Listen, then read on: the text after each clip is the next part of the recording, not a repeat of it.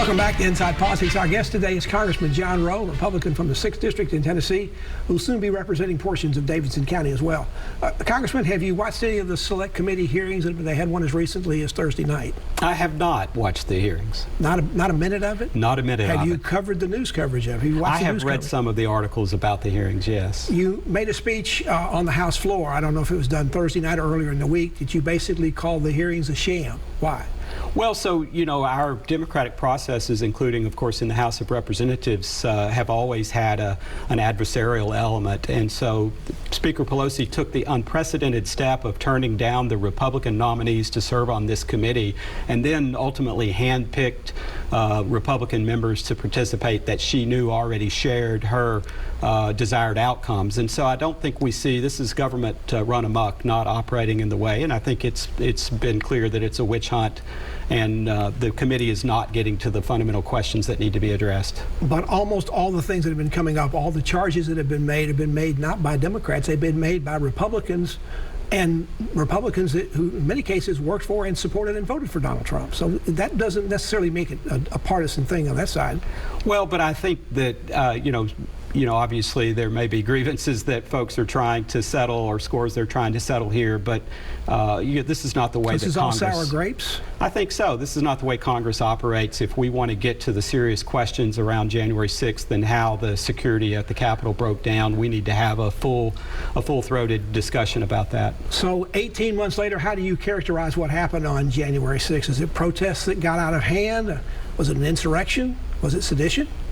I think by all of the contemporary standards, it was a mostly peaceful protest, and a few of those protesters decided to do something illegal and break into the Capitol. A few? We've had several hundred that have been indicted, and many pled guilty to charges brought by the Justice Department. That doesn't sound like a few. Well, so if you look, though, at statistically and just consider this protest in the context of the other protests that happened during the lead up to the 2020 election and following, if on just percentage terms, you know, even using the numbers that maybe critics would use, there were in the hundreds of thousands of demonstrators, protesters there that day, and fewer than 1,000, it seems, probably entered the Capitol. How do you see the role, this is coming out of the hearings, that then President Trump on January 6th, did he apparently encourage those to go to the Capitol, even though he apparently knew that a number of them were armed?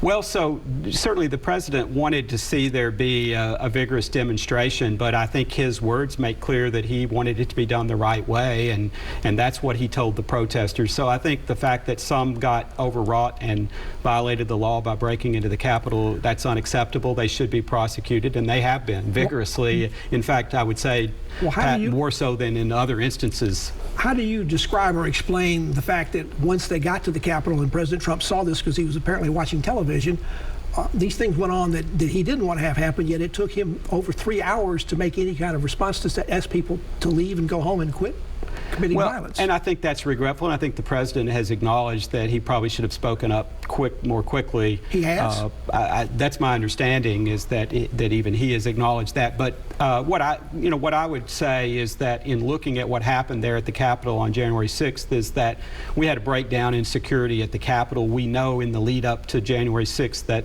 the Sergeant at Arms and Capitol Police Chief had asked for help from the National Guard, and Speaker Pelosi declined to give them that help. And so we need to address those security concerns around how we make sure the Capitol is kept secure. There was testimony before the January 6th committee that Vice President Pence's security detail, Secret Service people, were so frightened by what was going on, they were asking to call their relatives and family members to make their last calls because they didn't think they were going to make it. How scared were you that night?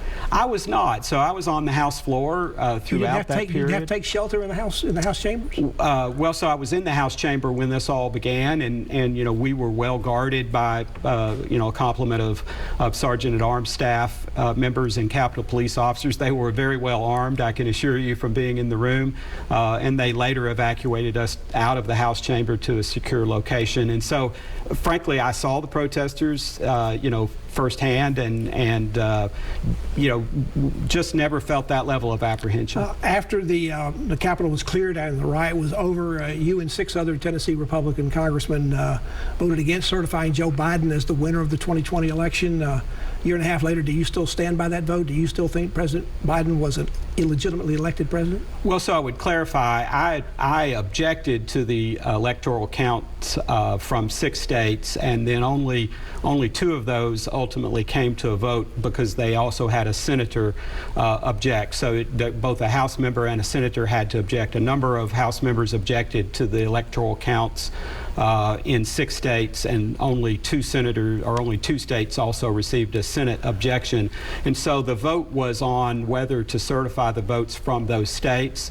The Electoral Count Act of 1887 sets forth that as a constitutional duty that is interpreted by that act. And so we were, I think, questioning the way in which the elections were conducted in those states, and I stand by my concerns about the irregularities in those states. There was a theory that came up that Vice President Pence could somehow change the electoral vote, not accept it. There's a bipartisan bill, at least starting in the Senate and probably in the House as well, to change that and make it very crystal clear that the Vice President does not have that kind of role. Will you support that legislation? Well, I think it's already clear. The Vice President's job that day was to preside over the session. He didn't have a vote. His job was to open the ballots. President Trump thought otherwise. And report. The President did. I disagree with him on that. I think the Vice President's job was the job he did, and I think he did it well and nobly, and support him in the way that he approached that. Mr. Trump is talking about giving signals that he plans to run for president again in 2024, may announce as early as September. Would you support him again this time? I think you supported him both times he's run for office before. So what I'm going to do is the thing I do each time there's an election is I'm going to evaluate the candidates once they come forward and decide who I think is in the best position to represent the party and to serve the country. You think it may be time for your party to look at other nominees for president? President Trump is still awfully powerful, has a lot of control and power within your party. He does, and I think that's because of the policies that he advocated and implemented as president that served the country well. But I think, we'll have hopefully a robust primary election, and I'll be looking at all the candidates to decide who I think is in the best position to represent the country. Congressman John Rowe is our guest. He's the 6th District Congressman from the area and here in Tennessee, the 6th District. Back to continue our conversation after you watch these messages.